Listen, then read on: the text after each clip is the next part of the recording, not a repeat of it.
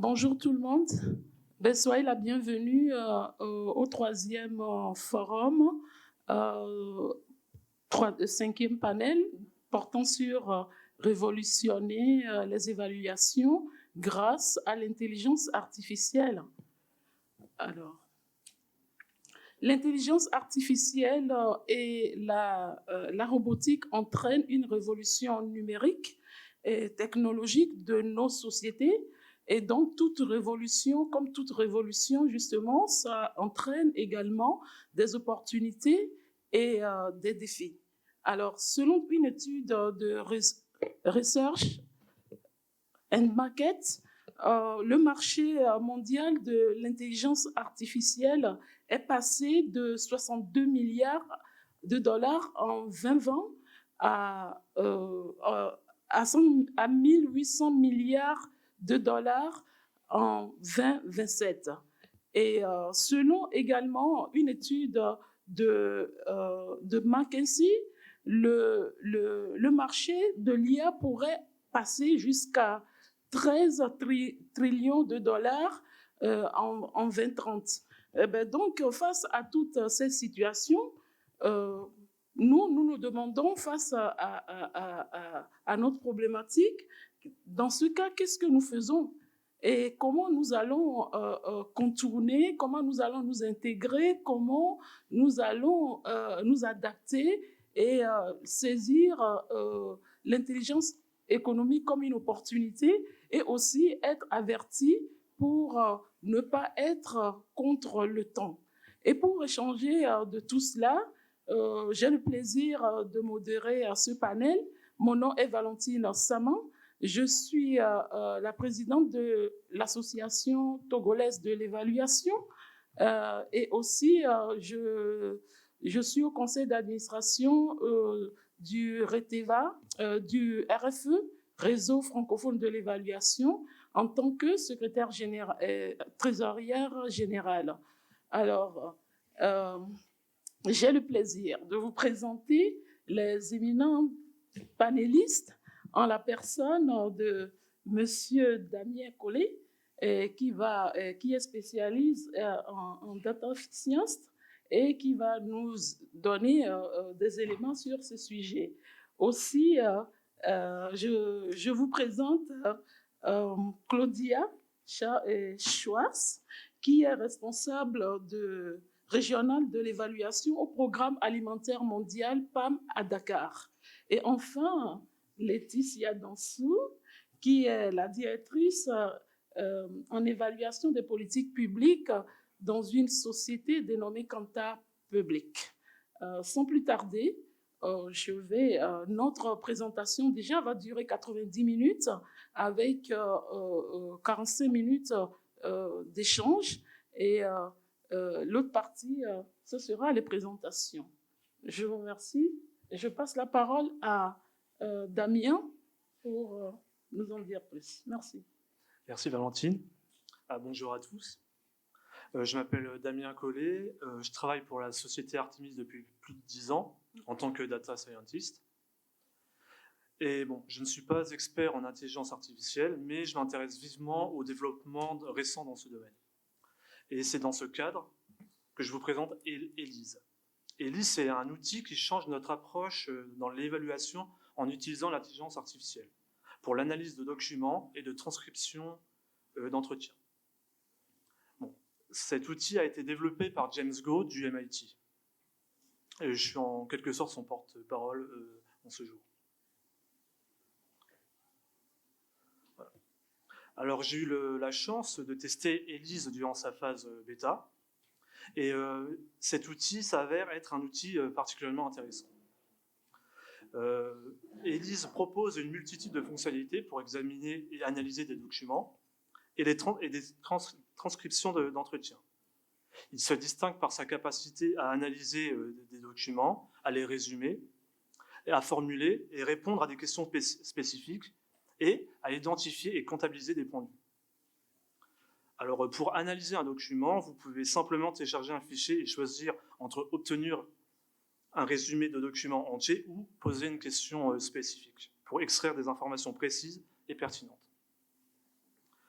ELISE peut également effectuer une analyse thématique, aidant à identifier les principaux thèmes qui émergent de vos entretiens. Et ainsi, toutes vos questions précédentes et leurs réponses sont conservées pour consultation ultérieure, permettant ainsi une traçabilité de votre travail. Alors, les fonctionnalités que je viens d'énumérer sont précisément ce qui rend cet outil intéressant pour nous, Artemis, et particulièrement pour notre département coopération qui est dirigé par Sandrine Beaujean. L'outil se révèle ainsi être un excellent allié pour son équipe qui traite régulièrement des grandes quantités de données qualitatives.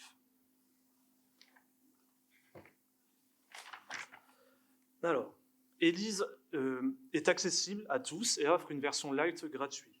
Dans cette version, on peut soumettre jusqu'à 3 fichiers à la fois, avec un maximum de 15 000 mots, soit environ 30 pages par fichier.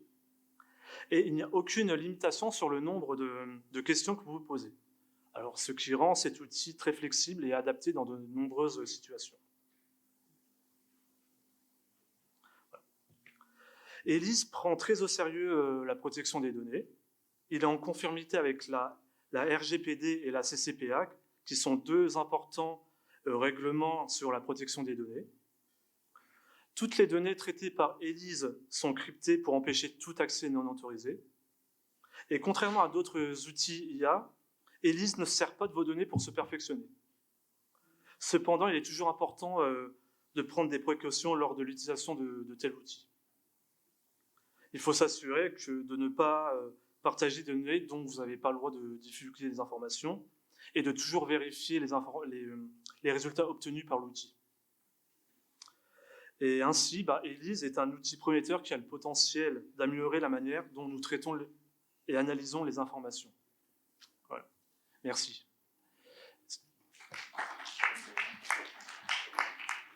Est-ce que vous avez des questions ?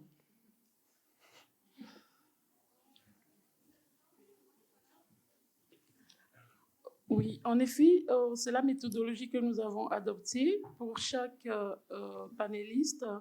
Une fois sa présentation terminée, vous allez poser des questions. C'est bon. On va prendre 3 questions et après on fera d'autres tours. Bien. On m'entend. Merci. Ahmed Chaouki du F3E. Merci beaucoup pour la présentation de l'outil qui a l'air très intéressante. J'aurais voulu savoir si du coup, vous pouviez faire un peu un retour d'expérience sur des cas d'utilisation de l'outil, de ce que ça a permis, de ce que ça n'a pas permis, et voilà, voir un peu plus peut-être dans les applications concrètes, qu'est-ce que vous avez pu en faire et quel potentiel est-ce que ça peut offrir. Merci. Merci beaucoup. Donc moi, je voulais juste vous poser une question par rapport à la différence avec d'autres logiciels qui font plus ou moins des choses semblables, que ce soit sur Python ou sur... enfin voilà, il y en a d'autres. Et donc, qu'est-ce qui sont vraiment les grandes forces d'ELISE par rapport à ça? Merci beaucoup.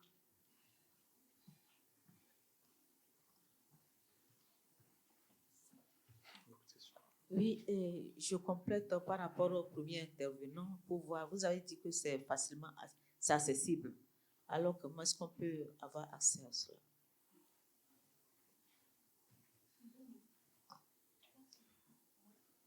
C'est bon.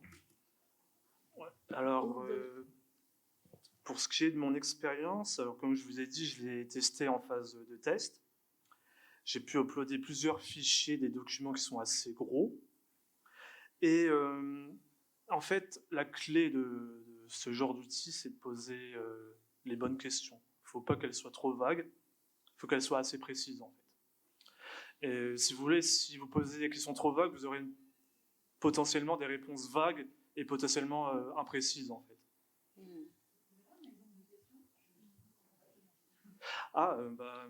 Par exemple, vous pouvez uploader un corpus de 3 fichiers dans l'outil et vous pouvez poser comme question: fais-moi un résumé de ce qu'il y a dans ces documents, quoi. ce genre de truc. Ou alors, résume-moi en 20 bullet points les thèmes abordés dans ces entretiens, ce genre de questions en fait. Et on peut poser les questions en français ou en anglais, mais il est conseillé de poser ces questions en anglais parce que c'est un outil qui s'appuie sur la technologie GPT et qui a été principalement entraîné sur un corpus de texte en anglais. Alors du coup, je pense que vous aurez des réponses plus pertinentes si vous posez des questions en anglais. Mais avec toutes les langues, vous pouvez poser des questions. Voilà. Alors, moi, excusez, je voudrais savoir si on peut quand même faire un test par rapport à l'outil. Je crois que vous l'avez dans votre machine, ça va durer 2 minutes et ça fait c'est un outil qui est accessible en ligne directement. Alors, peut-être que je peux peut-être vous montrer rapidement.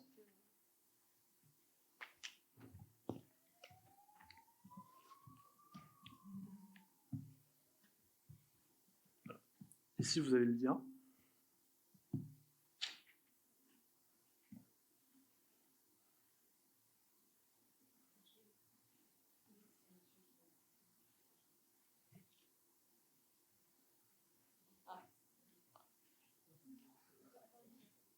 Ouais, mais le temps que...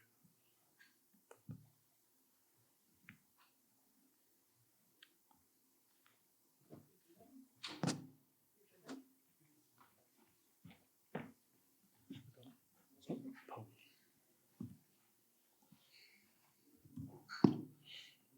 Si j'avais su. Ok. Alors, voici l'interface. Comme vous pouvez le voir, c'est un lien web. Alors, c'est-à-dire que c'est accessible à tout le monde. Il n'y a pas besoin de se loguer. Ici, vous pouvez uploader 3 fichiers au maximum. Alors, je ne sais pas... je ne sais pas si j'ai des fichiers qui sont à disposition. Je vais voir ça.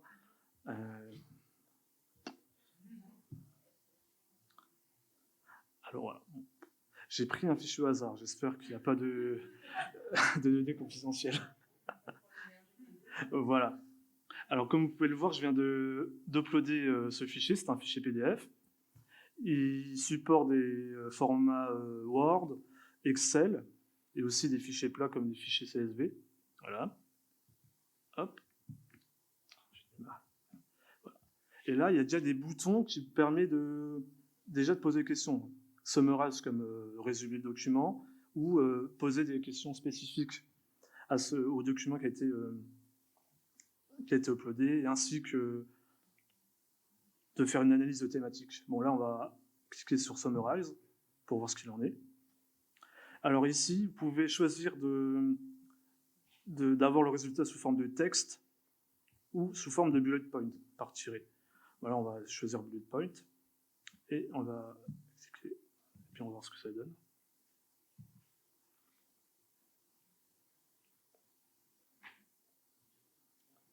Voilà. Et en vert, vous avez le résultat. Bon, apparemment, je pense que c'est un document en anglais, parce qu'il a fait le résumé en anglais. Mais vous pouvez voir qu'il structure assez bien le résumé. Vous avez une introduction, vous avez Research Motivation. Bon, voilà.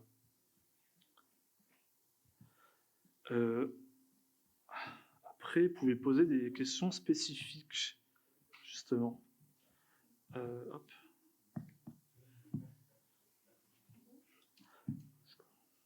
Par exemple, développe la seconde partie. Bon, c'est une question super vague, mais vous allez voir ce que ça va donner.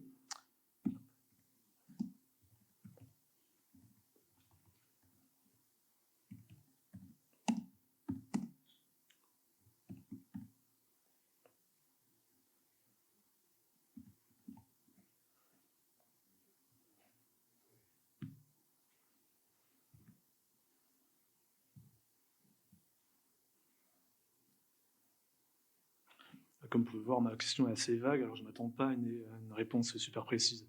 Je ne connais pas. Mais bon, voilà.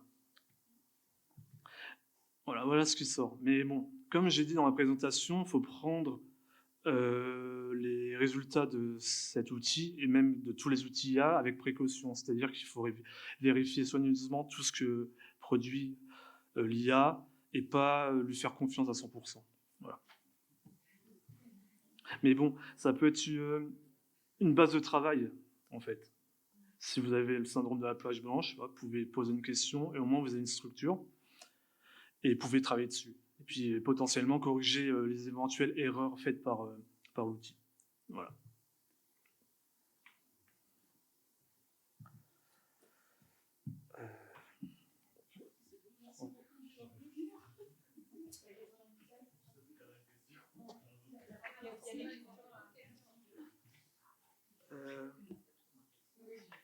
Alors, la seconde question, elle portait sur les forces de l'outil par rapport aux autres.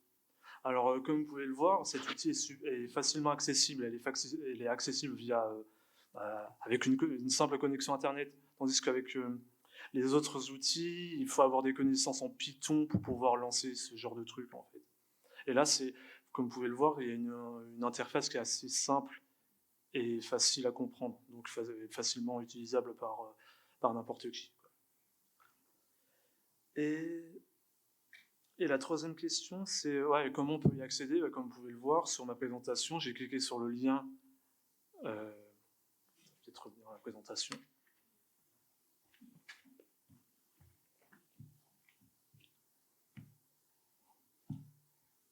Voilà.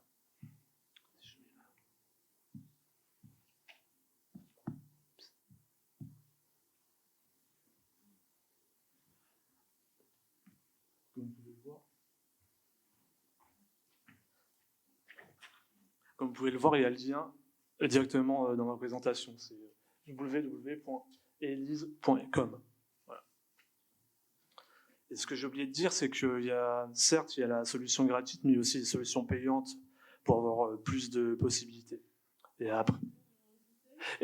Mais je vous invite à aller voir ce qu'ils proposent. Mais je pense que la solution gratuite est largement suffisante, étant donné que, comme j'ai dit, vous pouvez poser un nombre de questions illimité sur le corpus que vous uploadez sur le site.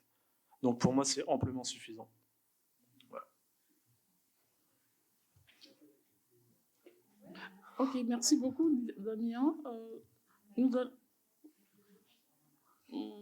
Je pense que nous pourrions, à la fin des 3 présentations, maintenant faire un débat général pour gagner du temps, s'il vous plaît. Merci.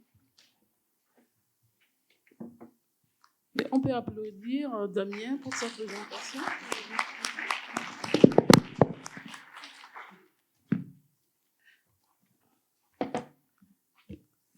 Ok, maintenant, je vais passer la parole à Claudia pour faire sa présentation.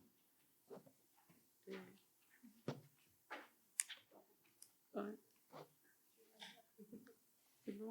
Ok, d'accord. Merci. Donc, alors moi aussi, je présente un projet du PAM de notre siège actuellement, où, disons, on n'était pas tellement impliqué dans la conception du projet, mais on est un des majeurs utilisateurs et on est très intéressé par ce projet. Et donc, on a travaillé pas mal ensemble sur différentes thématiques autour de ce projet. Le projet n'a pas pris fin, donc il n'y a pas d'outils en ligne qu'on peut présenter, mais je peux expliquer un peu comment ça se passe. Alors, on a souvent ce type de questions. Voilà, j'ai besoin, en urgence, c'est toujours urgent, des données qui montrent comment nos programmes, pour nous par exemple, le cantine scolaire, aident les enfants à apprendre. Pouvez-vous me donner des points clés? Donc, à la base, nos plus grands défis, c'est temps et rapidité, accès et connaissances et taille et format. Donc, première chose, temps et rapidité, ça c'est des données d'études généralisées, ça c'est pas juste au PAM. Donc, comme vous pouvez voir, presque 70% des décideurs sont confrontés à des retards dans l'accès à des preuves tangibles et souvent, du coup, ils les ont pas. Et donc, ils ont la présentation, ils le font sans les preuves, ils les font sans les données. Donc, vraiment, de pouvoir fournir des données en bon temps et avec une certaine rapidité, ça c'est très primordial. L'accès à la connaissance, donc souvent, plus de 80% des professionnels ont du mal à trouver et à évaluer les données probantes. Donc, ils ne savent pas où trouver les informations. Je donne un exemple. On a réuni les directeurs pays de notre région et on a montré les produits des évaluations. Donc, au-delà du rapport que la plupart des gens connaissent, mais n'ont pas vraiment envie de lire, disons ça comme ça, on a des petites 2 pages, des infographiques et des choses. Donc, on leur a montré. Et là, il y avait plusieurs pays qui ont levé la main. On dit, ah, mais nous aussi, on veut ça pour notre pays. Et on a dû leur dire qu'en fait, ils ont déjà ça pour leur pays sur leur site web. Il fallait juste aller le chercher. Ils n'étaient pas au courant que c'était là. Et l'autre aussi, on a vu des fois, surtout dans le leadership, on n'a pas beaucoup de temps. Et donc, ils ont lu quelque chose quelque part, ils sont trop excités, mais ce n'est pas forcément les bonnes preuves ou c'est le dernier article de la presse, mais ça ne veut pas dire que c'est vraiment ça la situation. Après la dernière, comme je dis, taille et format, les professionnels consacrent en moyenne 40% de leur temps à la synthèse des données. Parce que du coup, juste parce que je suis un chef ou quelque chose, ça ne veut pas dire que je peux plus vite lire un rapport de sondage qu'un stagiaire ou autre personne. Donc, on passe beaucoup du temps. Donc, si on prend le temps, c'est bien, mais d'autre côté, on n'a pas toujours ce temps. Et ce qui arrive souvent, du coup, qu'on ne prend pas du tout note. J'ai discuté avec d'autres collègues qui m'ont dit c'est que le executive summary qui reçoit des commentaires dans le rapport et le reste, je ne reçois jamais. Du coup, ils ont décidé de couper le executive summary pour forcer les gens à lire le rapport complet. Je ne sais pas si c'est la solution. Voilà, donc vraiment, ça, c'est des problèmes auxquels on est confronté. Et donc, nous, on avait, notre unité à Rome, a travaillé sur un outil pour l'exploitation des données d'évaluation. Donc, à la base, l'idée de cet outil, c'est nos évaluations, les évaluations du PAM, spécifiquement les évaluations. Et on a déjà des bases de données, on peut avoir accès aux rapports et tout ça, mais si je veux savoir qu'est-ce qui est écrit dedans et le synthétiser. Cette idée-là est venue deux produits de synthèse qu'on crée déjà. C'est pas marqué sur ce slide. On a les synthèses d'évaluation et les sommaires, summaries d'évaluation. Les synthèses, c'est un produit très officiel fait aussi par un cabinet avec des recommandations et tout ça, c'est un processus assez extensif avec des consultations. Un exemple, c'est d'une synthèse récente qui pourrait être intéressante pour ce public. C'était la synthèse sur nos systèmes de monitoring ou de suivi au PAM. Donc, on a vu que toutes les évaluations parlaient des problèmes, des défis, des avantages, machin, du suivi, même si ce n'était pas le sujet de l'évaluation.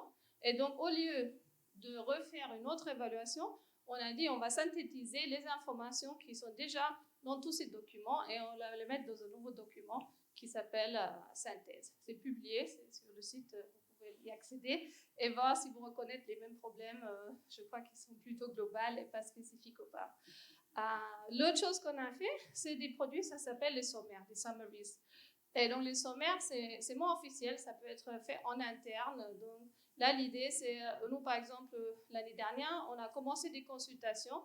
Quels sont les enjeux programmatiques qui nous intéressent beaucoup et où on voudrait consulter, qu'est-ce que les évaluations à date ont dit à ce sujet. Donc on a fait par exemple un sommaire sur les cantines scolaires. On s'intéressait beaucoup aux cantines scolaires avec production locale. Malheureusement, on n'avait pas beaucoup d'évaluations qui parlent de ça. Donc, si on n'a pas d'évaluation, on ne peut pas parler de ça. Ça, c'est un des enjeux. Le genre, on a fait aussi un résumé du genre, mais dans le sens comment le genre est appliqué dans nos programmes. Donc, on s'intéressait, est-ce que, bon, on dit toujours on est gender sensitive, on prend en compte le genre, mais est-ce qu'on le fait vraiment? Et donc, notre collègue du genre voulait savoir qu'est-ce que les évaluations disent là-dessus pour orienter ses efforts et ses stratégies avec les collègues de la région. Un autre, c'était notre communication avec les communautés. Qu'est-ce qu'on fait? À quel niveau on consulte les communautés? À quel niveau on a peut-être des systèmes de feedback et comment ça se passe? Donc, on peut choisir n'importe quelle thématique et chercher. Et maintenant, comment ça s'était fait? Normalement, donc on a essayé on travaille sur le développement d'un outil IA pour faciliter ce type de synthèse ou de summaries. Ça, c'est l'idée. Parce que ce qu'on fait, normalement, c'est un être humain qui doit lire tous ces rapports et qui doit après les mettre dans une matrice. Donc, c'est une grande matrice Excel. Donc, on a toutes les questions et après, il va mettre tous les petits paragraphes, il va faire du copier-coller, hein, ça prend pas mal de temps. Et il va dire aussi, sur telle question, j'ai 20 paragraphes qui parlent de ça, donc j'ai des bonnes évidences. Sur telle question, j'ai 2 paragraphes qui parlent de ça, donc j'ai des mots pas tellement, ou sur telle question, j'ai toute une évaluation qui parle de ça. Donc, il faut trouver l'information. Et aussi, 2, il faut dire est-ce que cette information est fiable et en quantité suffisante. Ce n'est pas juste un paragraphe quelque part parmi 20 documents d'évaluation qui le dit. Et donc, ce travail-là d'extraction, ça, c'est le travail principal qu'on voudrait que ce outil fasse pour nous. Donc, c'est pour ça qu'on voudrait que sur la base des questions posées par l'utilisateur, l'outil renvoie vers les documents, les paragraphes et surligne les parties de texte les plus pertinentes. Et aussi, ça crée des modèles où on peut dire ça c'est des informations récurrentes, où on peut voir, on peut le transformer en données et aussi où peut-être le système peut même faire des recommandations basées sur ça. Et tous ces résultats-là devraient être exportés vers une matrice de preuves. Donc, ça, c'est l'Excel dont je parlais. Donc, l'idée, c'est d'utiliser le IA pour faire cette première étape de travail. Après, il faut quand même écrire un rapport. Donc, le rapport, il ne s'écrit pas tout seul. Et bien sûr, on peut aussi laisser le IA écrire ce rapport. Donc, ça, c'est le deuxième volet, la génération d'informations. Donc, extraction, c'est 1. Génération, c'est 2.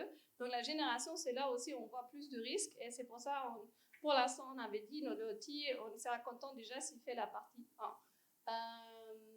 Et aussi, on aimerait bien, au début, travailler avec les utilisateurs experts. Donc, déjà, actuellement, ces synthèses sont faites par des évaluateurs qui ont l'expertise d'évaluation, qui savent à peu près mettre ça dans le contexte. Mais au long terme, bien sûr, comme j'ai dit, c'est plus des gens qui doivent prendre des décisions autres qui vont peut-être pas nous approcher au bon moment. Et du coup, on voudrait aussi avoir une accessibilité pour d'autres utilisateurs.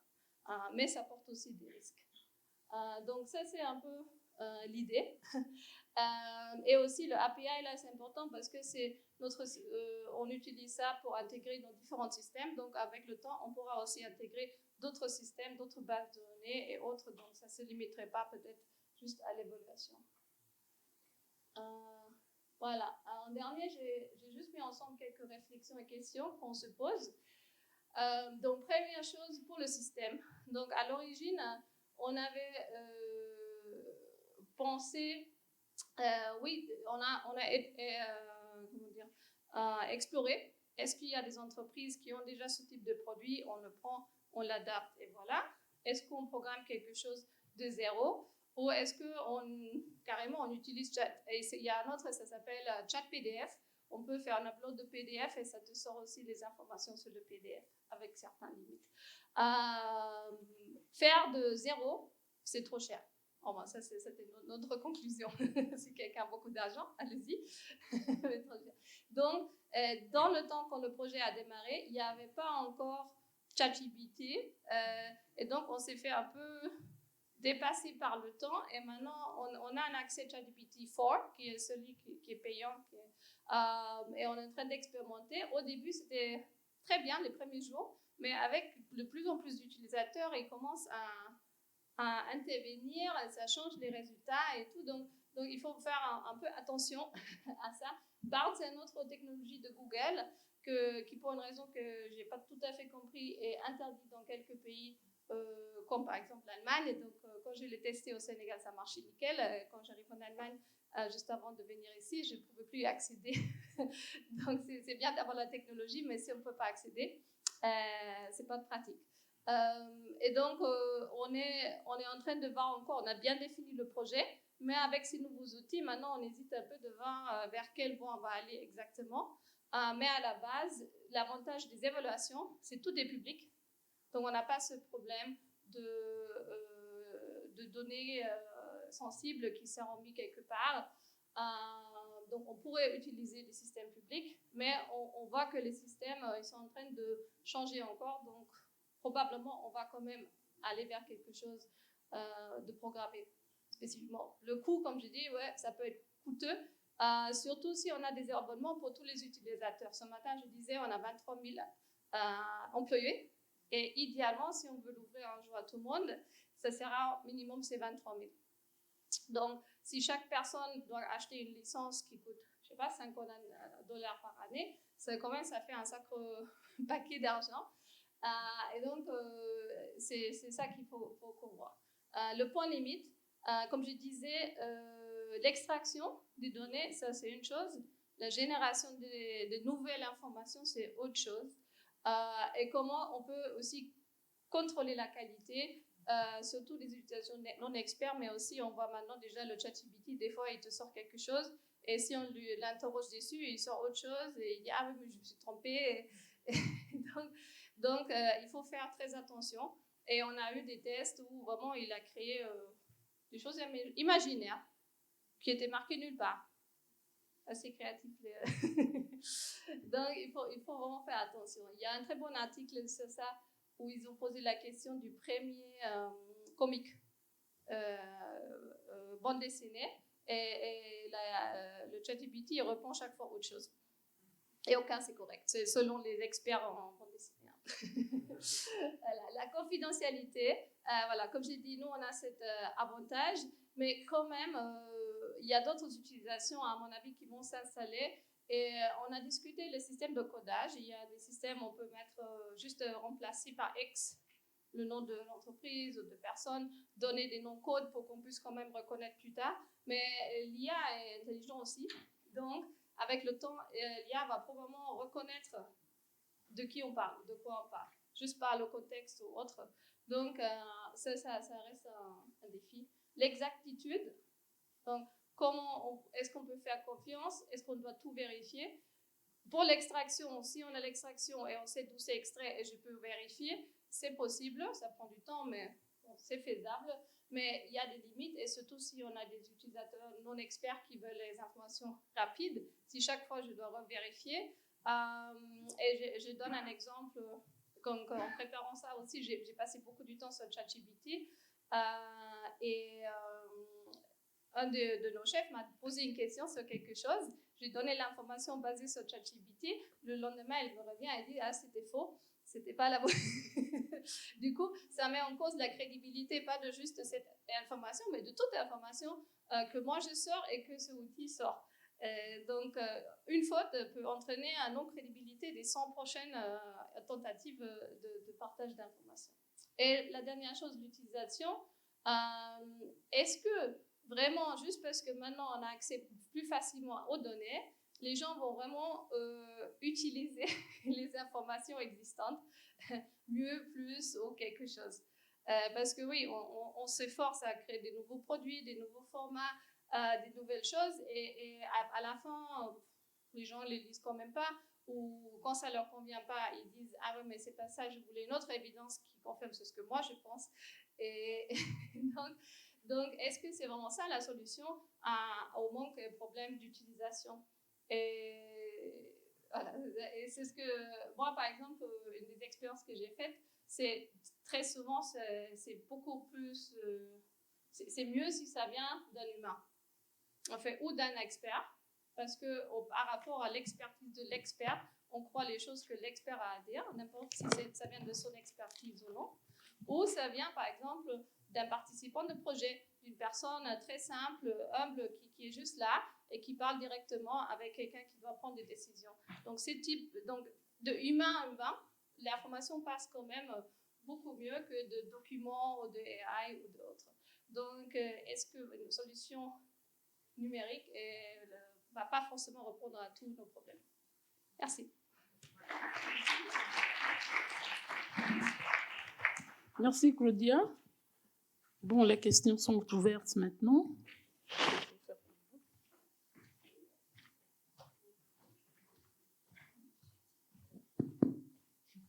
Merci, c'était vraiment très intéressant. Et je me demandais donc, est-ce Est-ce que c'est possible de demander donc, que l'outil aille piocher les informations seulement dans les documents que vous lui indiquez? Parce que moi, de ce que j'ai compris, c'est que ChatGPT, j'ai cru qu'il allait chercher dans les 15 milliards, je ne sais plus combien de documents qu'on lui avait fournis à la base pour s'entraîner. Donc peut-être là, c'est de mon côté une incompréhension. Et l'autre chose, ce que je comprends, c'est que ChatGPT, il essaie simplement d'anticiper la réponse la plus probable. Il ne va pas chercher en fait à dire ce qui est vrai. Donc en fait, est-ce que vraiment c'est la bonne IA? Est-ce qu'il n'y a pas d'autres IA qui sont programmées différemment, qui seraient plus pertinentes pour vos besoins?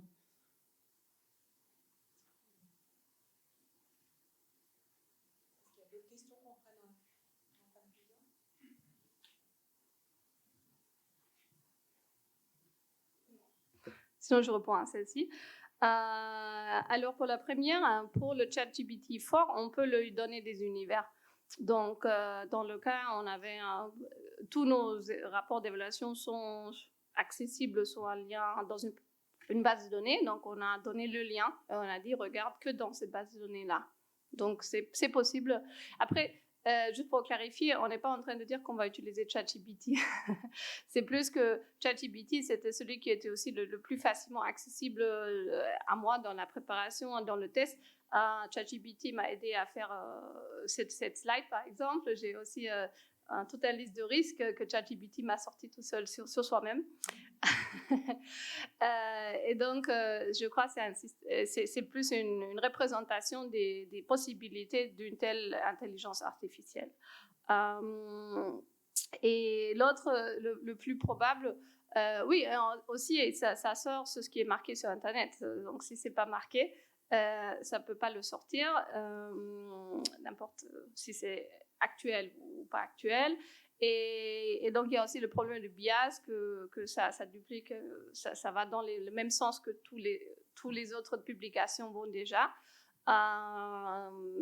Et par contre, aussi, on connaît son univers et on sait qu'il y a marqué dedans. On veut aussi savoir ce qui est marqué de façon récurrente dans l'univers. Et ce que j'ai vu aussi avec ChatGPT, on peut aussi le contredire ou dire je veux plutôt ça ou plutôt dans telle direction. Donc, de nouveau, par contre, ça demande une bonne formation des utilisateurs pour qu'ils posent les questions de la bonne façon et qu'ils ne se contentent pas non plus du premier résultat. Et c'est pour ça qu'on a dit, pour l'instant, on voudrait rester dans l'extraction où le ChatGPT ne prend pas une décision sur ce qu'il extrait. Il extrait simplement tout où il y a certains mots-clés ou autres, un peu comme Alizée aussi va chercher des choses spécifiques sans faire après un choix sur lequel est le plus pertinent ou pas.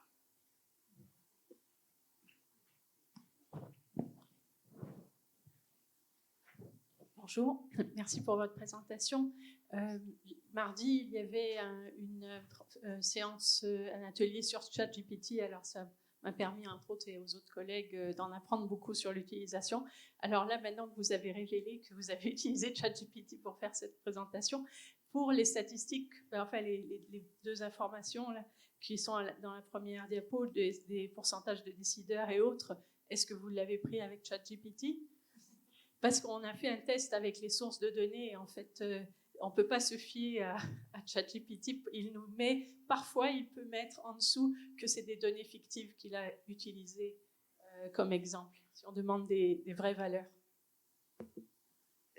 Ça, c'est une question très intéressante et je veux dire, il y avait toute une évolution derrière.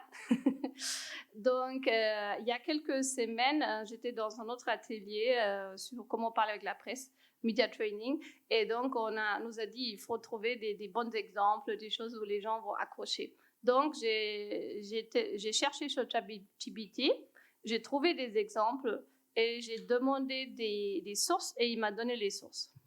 Ça, c'était étape 1. Non, il y a quelques... Non, ça, c'était pas la version payante, mais ça, c'était ChatGPT il y a 2 mois à peu près. C'est ça, en fait, l'évolution, ça bouge pendant qu'on parle. Et après, quand j'ai préparé la présentation, j'ai fait la même chose et j'ai demandé aussi les citations. J'ai demandé d'où ça vient, quelle page, machin, parce que je me suis dit, je vais aussi vérifier. justement pour prouver le point. Et là, tout d'un coup, ChatGPT me sort « Ah non, mais je vous ai mis ces données juste comme ça, c'est fictif, ça veut rien dire. » Et j'étais un peu choquée.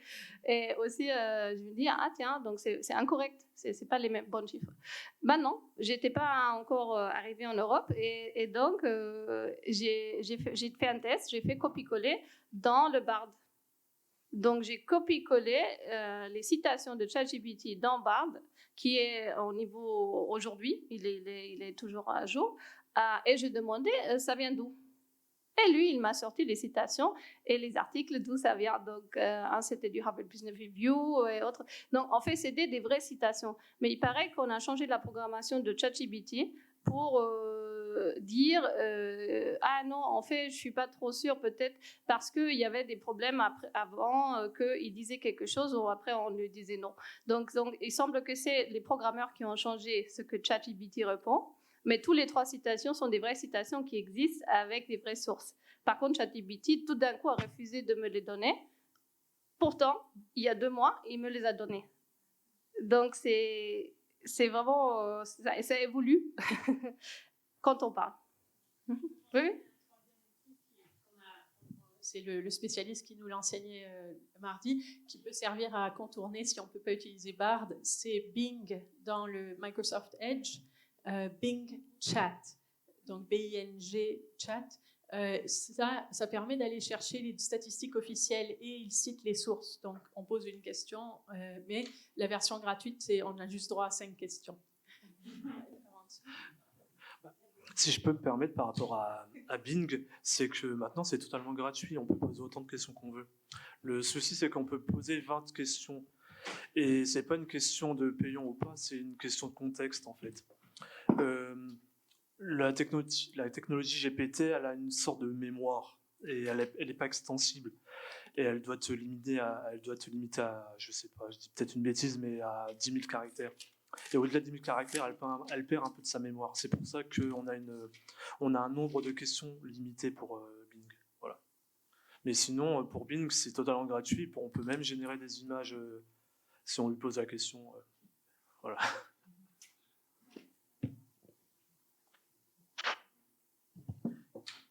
Une 3e question éventuellement.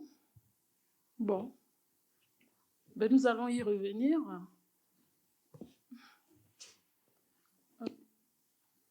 Ok, très bien. Ben, je vais passer.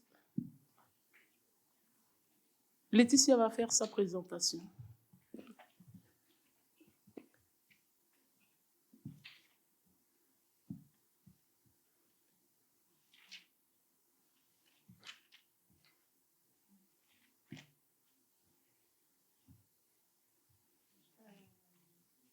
Bonjour à toutes et tous. Moi, je suis l'imposture de ce panel parce que c'est mon premier FIF. Donc, je suis praticienne de l'évaluation en cabinet et je suis aussi élue à la Société française de l'évaluation. Et je n'avais pas en tête le fonctionnement de ces panels. Et j'ai fait une proposition et on m'a mis dans ce panel en me disant, en fait, tu es dans un panel qui s'appelle « Révolutionner l'évaluation grâce à l'intelligence artificielle ». Heureusement, il y a un petit point d'interrogation qui a été rajouté. Je me suis sentie moins mal à l'aise. Mais du coup, je vais refaire l'intro parce que moi, je n'avais pas du tout prévu de révolutionner quoi que ce soit. Moi, j'avais prévu avec vous de poser cette question et de tenter d'y répondre. Est-ce que l'intelligence artificielle va nous aider à rendre nos évaluations plus intelligentes et plus intelligibles ou plus intelligibles? Et puis, quand on a préparé ce panel, on m'a dit, on m'a présenté mes autres panélistes. Valentine nous a permis de nous présenter. On m'a dit, il va y avoir la présentation d'un outil du MIT et du PAM. Et je dis, ah ouais, d'accord. Donc moi, j'ai juste une question à vous poser. Voilà. Et puis, on arrive au bout de ces 3 jours. Et je ne sais pas vous, je n'étais pas là au matin d'ouverture, malheureusement, mais on m'en a fait une synthèse qui était super intéressante. J'ai vu, entendu, discuter des choses dans les différents panels où je me suis dit, waouh, on a plein d'éléments, qui va faire la synthèse de tout ça? Alors, on va essayer de la faire ensemble. Mais je ne suis pas sûre de ce que ça donnera. Premièrement, pour répondre à cette question, voilà, j'ai une réponse. Elle est monolithique, elle est comme ça. Vous vous en doutez, j'ai demandé à ChatGPT. Donc ça, c'est la réponse de ChatGPT. Une réponse, alors, on peut dire nuancée, équilibrée, on peut dire bullshit aussi, ça dépend si on est plutôt favorable ou défavorable à ChatGPT. Il y a des choses qui sont intéressantes, moi je trouve. Donc je lui ai dit, l'intelligence artificielle rend-elle ou rendra-t-elle nos évaluations plus intelligentes, plus intelligibles? Il nous fait thèse, antithèse, synthèse, le classique. Il nous dit que ça peut servir à analyser de grandes quantités de données, et je pense qu'on a vu beaucoup d'outils qui ont discuté de ça. Il nous dit que ça peut identifier des modèles, prédire des résultats. Nous, dans certaines de nos missions, on prédit des données manquantes sur certains jeux de données, par exemple. Il nous dit que ça peut permettre de prendre des décisions plus éclairées. Oh, là, on est, pour moi, il me semble, vraiment dans l'évaluation et l'aide à la décision. Je ne sais pas si l'IA permet ça déjà, mais pourquoi pas. Il peut aider à identifier des interactions entre différents acteurs et estimer les conséquences à long terme des politiques. Si vous avez un outil d'IA aujourd'hui qui fait ça, ben moi je suis preneuse, effectivement. Mais on voit que là, la réponse de ChatGPT nous projette dans la suite de l'IA pour les évaluations, il me semble. Il peut, donc ensuite sur la partie droite, vous avez sa réponse sur rendre les évaluations plus intelligibles. Je ne suis pas sûre qu'il soit allé aussi loin dans ce que j'attendais, mais il parle quand même de l'IA qui pourrait expliquer les décisions qui sont prises, qui peut rendre des avis sur les processus de décision, renforcer la confiance dans le processus décisionnel. Waouh, des choses géniales. Sa fin, c'est de dire que ça ne peut se faire qu'en complément d'autres sources d'information et de jugement humain. Merci ChatGPT pour cette réponse. Voilà. Il y a des choses intéressantes, hein, on ne peut pas le dénier. Voilà. Et puis, je me suis dit, et moi, quelle est ma réponse? Alors, ma réponse, c'est Tom Cruise. Pourquoi ma réponse, c'est Tom Cruise? Parce que merde un peu de sexy dans ce FIF 2023. Mais ça, c'était il y a longtemps quand même. Enfin, bref, je m'égare. Ça, c'est l'affiche du film Minority Report. Je ne sais pas si vous avez ce film qui est sorti au début des années 2000, mais qui est basé sur une nouvelle de Philip K. Dick qui date de 1956. Dans cette nouvelle et dans ce film, eh bien, il y a déjà de la gouvernance logarithmique. C'est-à-dire qu'il y a des décisions qui sont prises en fonction de modèles d'intelligence artificielle. Et ces décisions, ce qui est intéressant, c'est qu'elles sont traitées dans un cadre... Alors, je n'ai pas regardé le film, hein, donc là, je fais en sorte que ça serve le propos. Mais, en gros, c'est des décisions sur est-ce que j'arrête telle ou telle personne parce qu'elle a l'intention de commettre un crime. Et on est clairement sur des décisions, si on tire le fil, de politique publique. C'est quoi ma politique de répression ou c'est quoi ma politique de prévention en termes de sécurité et justice. Donc ça, c'était en 2002. Et on se disait, il n'y a rien de possible dans ce film. Il n'y a rien de possible non plus dans la façon dont le privé utilisait les technologies qui étaient mises en avant dans ce film. Par exemple, il y avait des publicités personnalisées. Il passait dans la rue et il y avait des écrans qui s'affichaient avec des trucs qui lui correspondaient à lui. Je ne sais plus comment s'appelait son personnage. On est en 2023. On est à plus 8 mois de ChatGPT. Il y a plein d'autres technologies qui sortent et on est au FIF.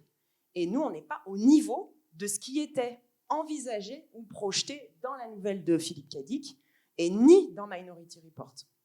Dans le privé, il me semble, pour des intérêts privés, il me semble qu'on est un peu plus à ce niveau-là. Pour les intérêts publics, soit qu'on représente, soit qu'on défend, soit qu'on essaye d'outiller, il me semble qu'on est un peu en retard. Donc je sais que ça a parlé de train hier matin. Je ne sais pas si c'est une question de train, mais je me retrouve là-dedans. Alors, qu'est-ce que j'ai essayé de faire et que j'aimerais partager avec vous et voir si vous vous y retrouvez et comment on pourrait faire ça ensemble? Eh bien, j'ai essayé de partir des enjeux de nos évaluations. Qu'est-ce qui, régulièrement, nous pose problème ou nous interpelle dans nos évaluations? Qu'est-ce qu'on n'arrive pas à faire ou qu'on aimerait faire mieux? Il y a plein de choses, et c'est sûrement non exhaustif. Premièrement, on aimerait souvent, on aimerait pouvoir mieux tirer parti de l'existant, faire de l'analyse bibliographique, identifier des enjeux qui sont récurrents sur certains sujets, faire du benchmarking qui soit pas limité par le temps humain et par notre accès aux différentes sources. D'accord ? Donc ça, on a vu, et tout à l'heure dans les 2 outils que vous avez partagés avec nous, qu'il y a déjà des choses qui se font là-dessus. On aimerait fiabiliser les données. Je pense que pendant ces 3 jours, on a beaucoup parlé de ça, avec tous les points de vigilance que ça embarque, mais on aimerait bien faire ça. On aimerait construire des outils de collecte qui soient efficaces, d'accord ? Et passer peut-être moins de temps à les construire ou passer le même temps, mais les rendre encore plus efficaces, avoir des taux de retour ou des taux de réponse qui soient plus importants, avoir une qualité de notre recueil quali qui soit encore plus importante. Souvent, on aimerait pouvoir appuyer l'analyse croisée. Pour appuyer l'analyse croisée, qu'est-ce qu'on fait ? Parfois, on est tout seul et on n'a pas beaucoup de temps, comme le disait Claudia.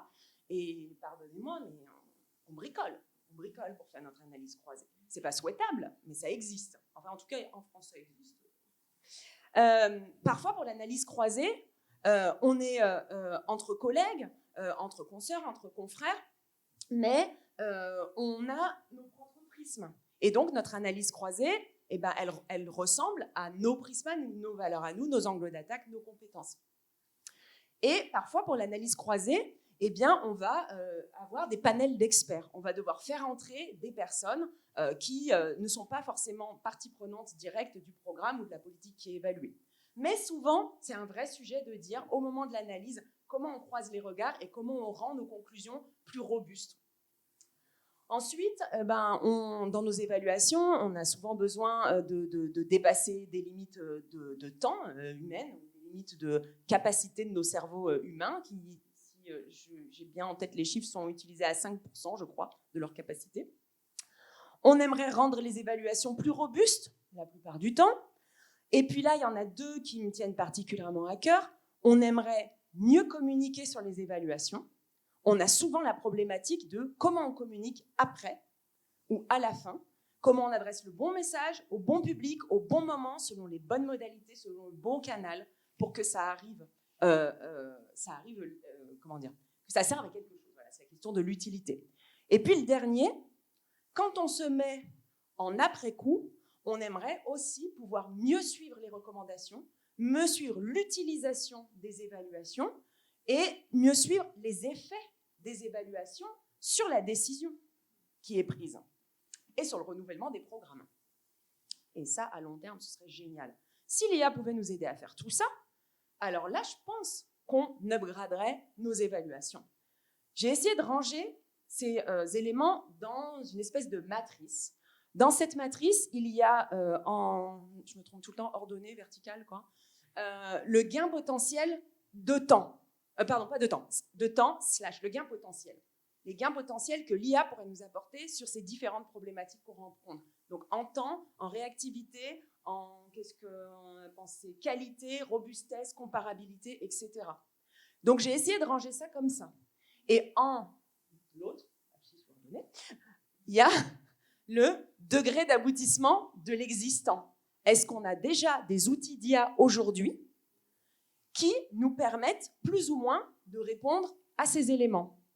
Et puis, j'ai essayé aussi de les qualifier, ces enjeux et les outils d'IA qui pourraient permettre de répondre à ces enjeux ou de lever ces freins.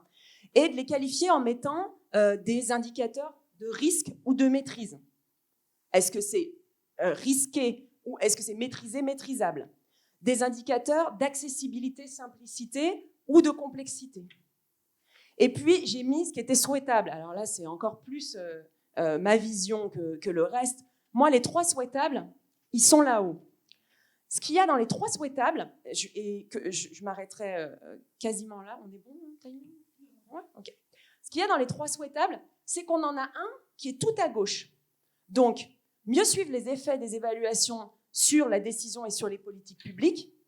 Pour moi, on gagnerait vraiment sur plein de dimensions. Et en même temps, il me semble qu'aujourd'hui, dans ce que je connais, il n'y a rien d'abouti en IA qui nous permet de répondre à ça. Mais ça me paraît très, très souhaitable. Moi, j'en ai assez d'arriver pour un brief sur une évaluation, qu'on se rende compte qu'on a déjà 20 ans d'évaluation sur le même sujet derrière nous, la politique de la ville en France, les retraites, notre réforme, et on dit, bon, nous les évaluateurs, la communauté des évaluateurs, qu'est-ce qu'on pourrait amener au sujet? Qu'est-ce qu'on pourrait amener au débat public? 20 ans d'éval là-dessus. Eh ben non, on n'est pas capable de faire une méta-évaluation de 20 ans d'éval sur la politique de la ville. Donc, si l'IA peut nous aider à faire ça, je ne sais pas comment, mais il me semble que ce serait des gains très importants. Et je me mets à l'autre bout de cette espèce de matrice, tout en haut à droite. Avant de faire de l'évaluation, j'ai travaillé en agence de publicité et de communication. Et j'ai mis ce point-là, là-haut, parce que, au bout de 12 ans dans l'éval, mes parents ne savent toujours pas ce que je fais, quoi. Ils n'ont pas compris. Voilà. Ils demandent, ils s'intéressent et tout, les gens, ils sont bien, hein, mais ils ne savent pas. Et donc, je me dis, si des gens qui s'intéressent à ce que je fais, à minima, si ce n'est pas aux politiques publiques, ne comprennent pas, comment on fait pour que les bénéficiaires, les usagers, les citoyens, les habitants, l'ensemble des parties prenantes soient investis, impliqués et comprennent l'ensemble de ce qu'on fait, parce que pas uniquement le bout par lequel on rentre. Donc, il me semble que c'est un de nos enjeux, mieux communiquer sur l'évaluation, mieux faire connaître les évaluations. Et pourquoi je l'ai mis en degré d'aboutissement extrême ? Parce que le privé s'est saisi de ça. Et que pour le coup, l'IA générative sur les images, et sur les vidéos maintenant, ça fonctionne très bien. Alors, je ne sais pas dans vos pays ou territoires respectifs, mais récemment en France, il y a eu une pub d'une marque de lingerie qui a été créée par intelligence générative, entièrement, donc le visuel. Et ils ont interrogé, alors je vais donner des mauvais chiffres, je vais faire mon chat GPT, mais ils ont interrogé les personnes qui voyaient ces pubs-là, donc ces 3 visuels de femmes qui nagent avec des maillots de bain, qui sont sous l'eau. Et ils ont demandé aux gens ils pensaient, comment ils pensaient que cette publicité avait été créée. Et tous les gens ont pensé que c'était une publicité qui avait été créée par un directeur artistique, un concepteur-rédacteur, classiquement. Et du coup, moi je me dis, pourquoi je le relie à ça ? Parce que si si cette marque fait une pub qui fonctionne très bien et qui va coûter moins cher, et il n'a pas payé de création publicitaire, pourquoi nous on ne fait pas 15 synthèses de nos évals ? Une synthèse pour les décideurs, une synthèse pour les financeurs, une synthèse pour les partenaires, une synthèse pour les bailleurs, une synthèse pour les collègues, une synthèse pour le Chili, où on n'écrit pas du tout les synthèses pareilles au Chili, une synthèse pour les habitants, une synthèse pour les futurs habitants du territoire qui ne sont pas encore là. Si c'est nous qui le faisons, je ne suis pas sûre qu'on le fasse bien, et surtout, on n'a ni le temps ni le budget. Si c'est une intelligence artificielle, et je pense qu'on peut confier ce genre de choses, ou en tout cas une base à une intelligence artificielle, là, il me semble que c'est plus intéressant. Dernier point, notre feuille de route. Alors, quand je dis notre, je me dis, là, on est dans un réseau autour de l'évaluation. On est, pour certaines et certains d'entre nous, engagés dans les réseaux nationaux. Moi, je me demande si ce n'est pas le bon endroit pour réfléchir aux usages de l'IA et à ce que nous, on veut pour l'IA, pour les évaluations. En mode lab, en mode réflexion collective, en mode on crée ensemble. Mais vite, parce que Claudia le disait, il se passe des choses pendant qu'on est là. Et du coup, dans notre feuille de route, qui peut-être est nationale, peut-être est supranationale, j'en sais rien, peut-être est entre concurrents ou partenaires, eh bien, peut-être qu'il faudrait qu'on réfléchisse à où est-ce qu'on positionne dans cette matrice les usages qu'on veut soutenir, les usages de l'IA qu'on veut soutenir, et en creux, il y a ceux qu'on ne veut pas soutenir, sur lesquels il y a trop de risques, les outils, soit à développer, mais tout à l'heure on disait que c'était cher, mais peut-être que ce n'est pas des outils à développer, c'est des outils à entraîner ou à former. On doit peut-être prendre la main, la communauté des évaluateurs, sur ChatGPT en lui disant « Arrête de raconter n'importe quoi sur l'éval, voilà ce que tu dois changer pour faire des réponses qui soient de mieux en mieux. » Les limites à éclairer, critiquer, franchement, je pense qu'on en a parlé pendant 3 jours, donc je ne me permettrai pas de revenir là-dessus. Et puis, les apports à valoriser, les apports de l'IA pour nos évaluations. Et dernier point, quand on a préparé ça avec mes collègues, ma chef, pas pour rien qu'elle est chef, elle a dit, ce qui compte au final, c'est qu'est-ce qu'on fait du temps qu'on aura libéré grâce à l'IA. Et comment notre temps d'humain, notre intelligence d'humain, elle est réutilisée pour nos évaluations quand on a filé à l'IA les 10 synthèses ou je ne sais quoi. Est-ce qu'on renforce les recos ? Est-ce qu'on anime des groupes plus participatifs ?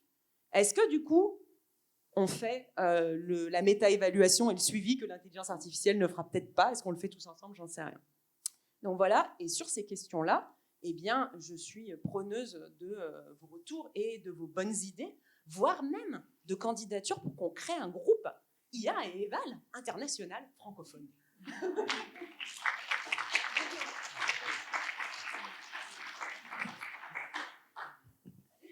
Merci beaucoup, Laetitia. Comme d'habitude, elle est toujours très énergique. Ben, nous allons prendre les questions.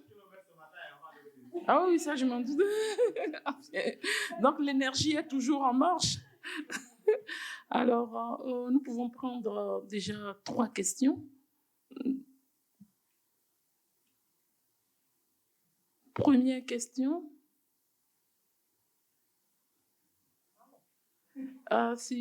Oui, c'est bon. Oh, sa dernière question, je pense que nous tous, nous devons aller dedans, hein, avec elle, nous pouvons marquer des pas, n'est-ce pas? C'est juste pour dire, il ne faut pas qu'on quitte ici sans prendre une décision par rapport à ça. Merci. Yeah. J'ai besoin de vous. Oui. Bonjour et toutes nos félicitations d'abord à j'ai pris le train en cours, mais aussi à voilà, Claudia et Damien. Voilà. Moi, j'ai suivi presque la conclusion par rapport à la présentation de Claudia, mais j'ai suivi l'intégralité de Laetitia. J'ai à la fois des espoirs et des inquiétudes par rapport à l'intelligence artificielle. Les espoirs, c'est que on a gagné du temps, mais c'est comme si on marche d'un pas en avant, mais on recule encore. Parce que si on se dit que l'intelligence artificielle permet la réalisation de certaines opérations, alors qu'en retour encore, si on lui pose la même question, c'est encore qu'elle nous révèle qu'il y a eu peut-être des erreurs, alors là, je ne sais plus, maintenant, je n'ai pas encore posé la question à ChatGPT, mais pour avoir un avant-goût, en tout cas, je ne sais pas comment moi je voudrais l'aborder. Est-ce qu'il faut continuer, n'est-ce pas, à l'interroger, ou est-ce qu'il faut l'interroger 2 fois sur le même sujet pour avoir quelquefois des réponses différentes? En tout cas, qu'est-ce qu'il faut pour avoir la bonne information?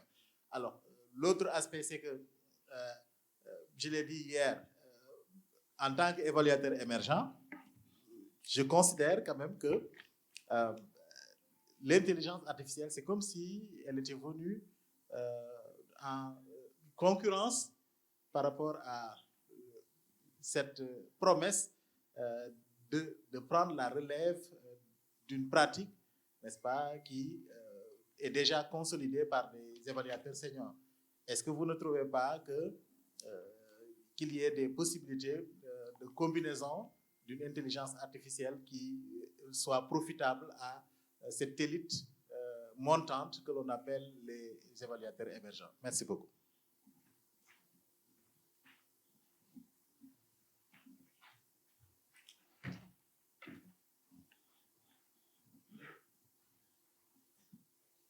Merci beaucoup pour la présentation, c'était très intéressant.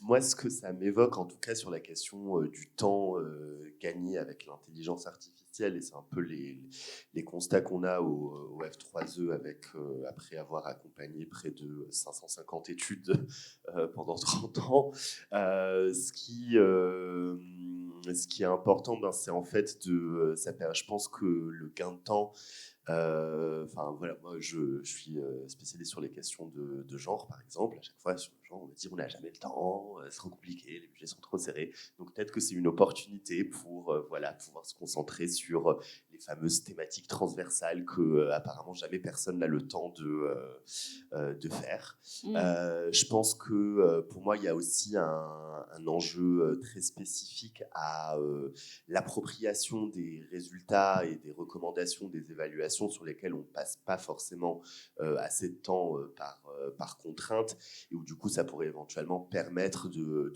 peut-être faire un peu plus d'accompagnement post-études, on va dire, sur ce qu'on peut produire. Un peu les deux éléments que ça m'évoque.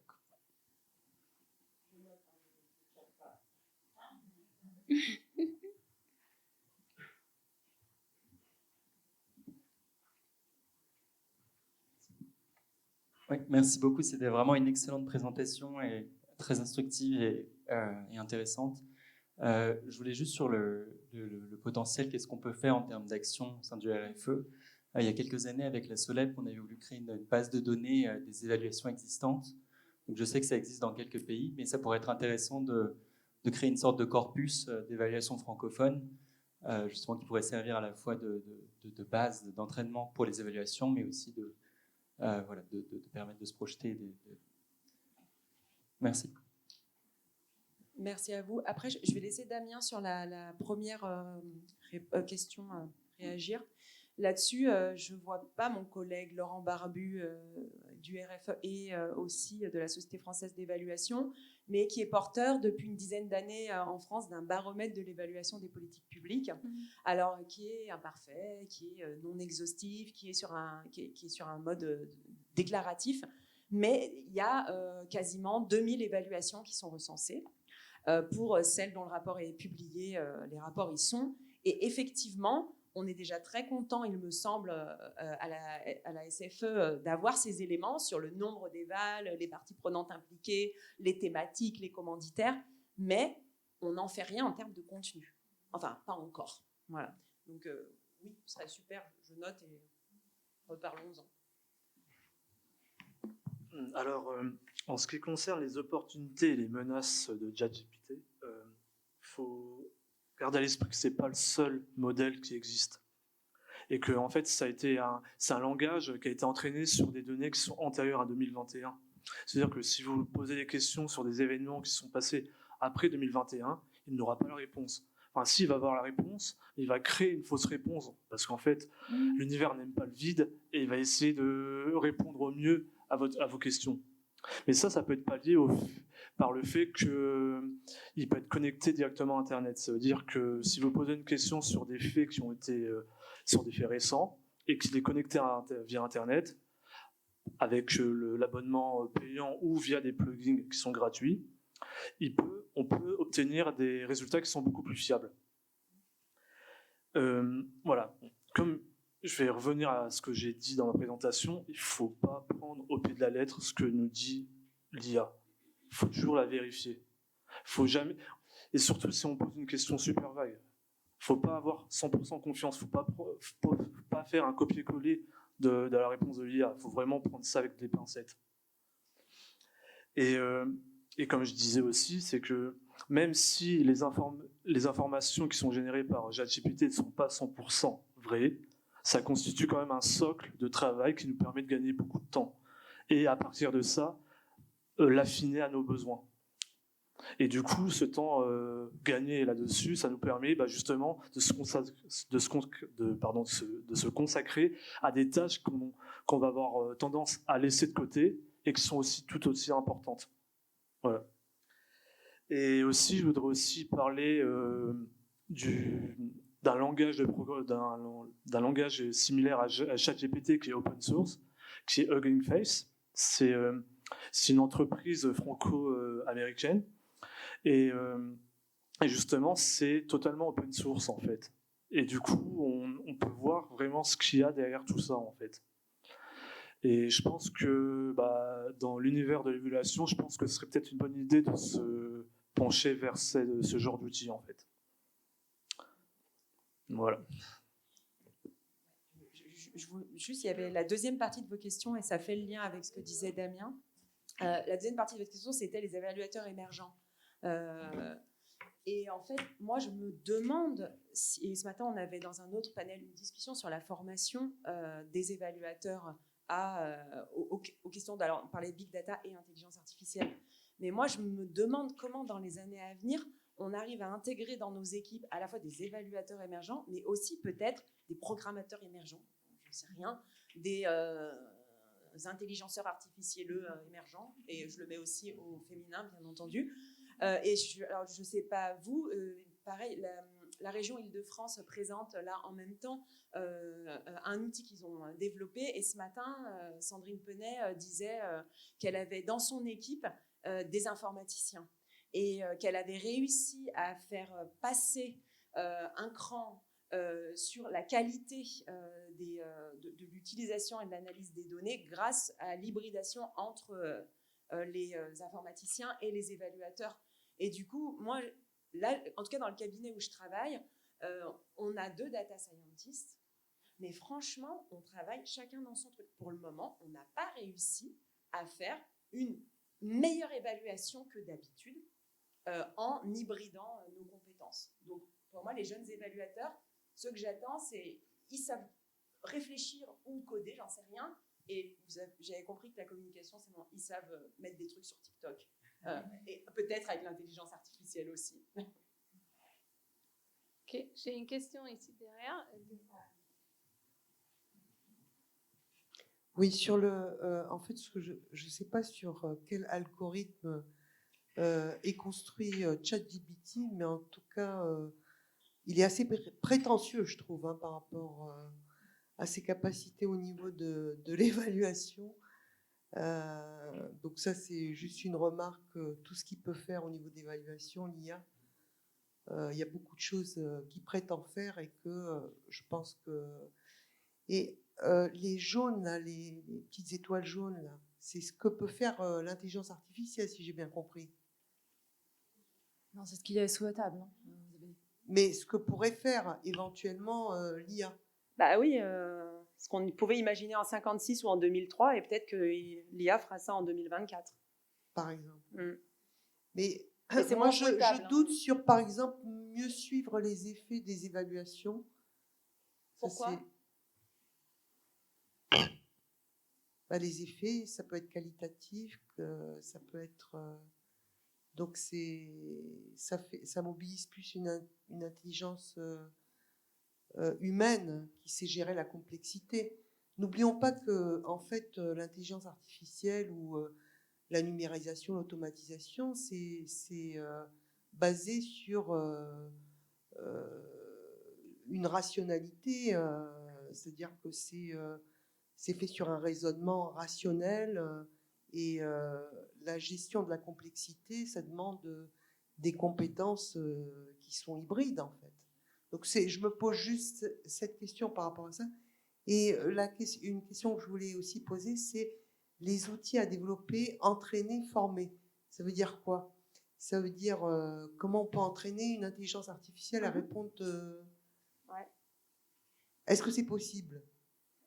Peut-être prendre l'autre question et tu vois des réactions. Oui, merci.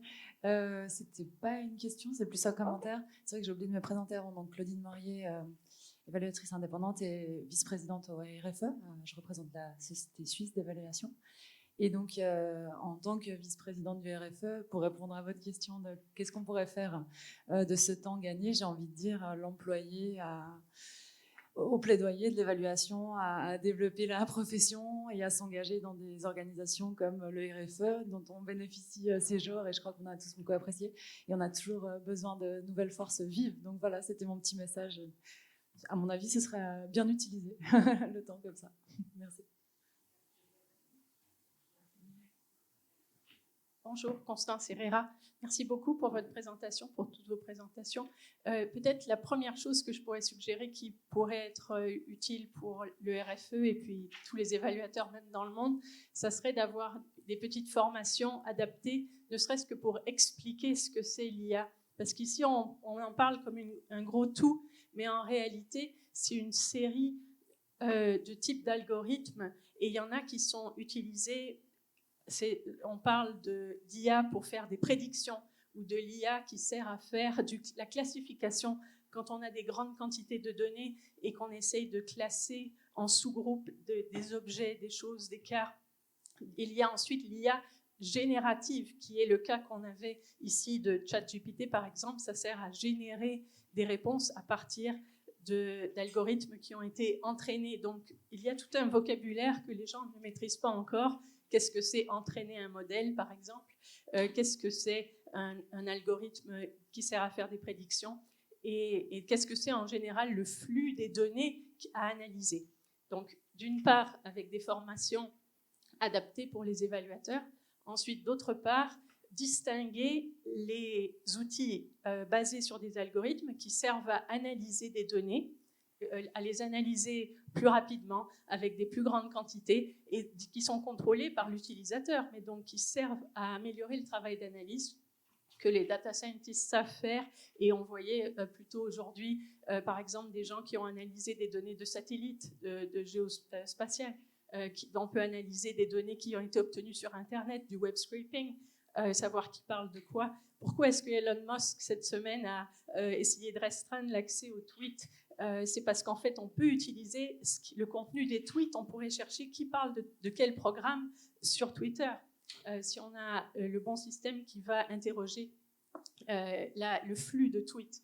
Donc, il y a d'un côté l'analyse de données et de l'autre côté, il y a ensuite tout le travail qui est le travail de synthèse de texte, donc le Natural Language Programming, le NLP, ça c'est le domaine de l'IA qui sert à faire ce travail-là de synthèse, de résumé, de prendre plusieurs textes ensemble, de comprendre le langage naturel. Donc, c'est ça qui manque, je pense, c'est de clarifier les utilisations.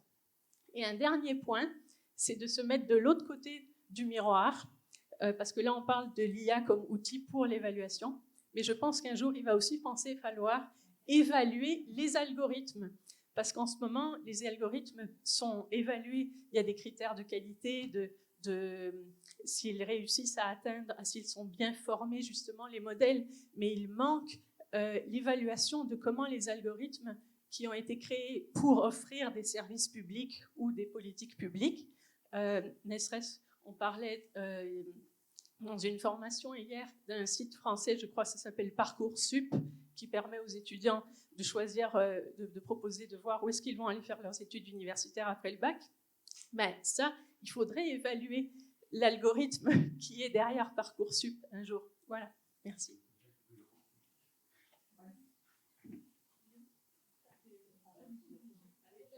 Ouais, bon, je peux parler là. Juste une chose que moi j'ai trouvé le plus pertinent comme comparaison pour le IA ou le style ChatGPT IA dans une des présentations que j'ai vues récemment, c'est que c'est comme un stagiaire. Voilà, c'est donc on envoie son stagiaire chercher de l'information. Le stagiaire, il va chercher, il va faire un premier collecte d'informations, il va même écrire peut-être quelque chose, mais on va jamais l'envoyer comme ça parce qu'on fait pas 100% confiance à son stagiaire. Après, le stagiaire, il va faciliter le travail, il va appuyer, mais il ne faut pas le laisser courir tout seul. Et aussi, il est dans l'apprentissage, dans l'entraînement. Et donc, avec le temps, il va s'améliorer, il va faire les choses mieux et plus adaptées à ce qu'on veut. Et voilà. Donc, on verra où notre stagiaire, s'il sera PDG un jour. Mais pour l'instant, il est dans phase de stage. C'est comme 1000 stagiaires avec un réseau de neurones qu'on n'aura jamais quand même.